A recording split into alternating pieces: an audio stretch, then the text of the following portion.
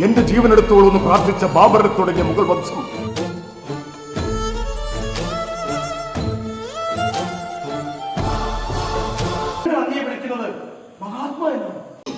മീറ്റിംഗിൽ പങ്കെടുക്കാൻ വന്ന നിസ്സഹായരായ സ്ത്രീകളും കുട്ടികളും ഉൾപ്പെടെ 1516 പേർ രക്ഷപ്പെടാൻ ഒരു പഴുതും നൽകാതെ ആകെയുള്ള ഒരു വാതിൽ ബ്ലോക്ക് ചെയ്തുകൊണ്ട് നിഷ്ഠൂരമായി കൊന്നു.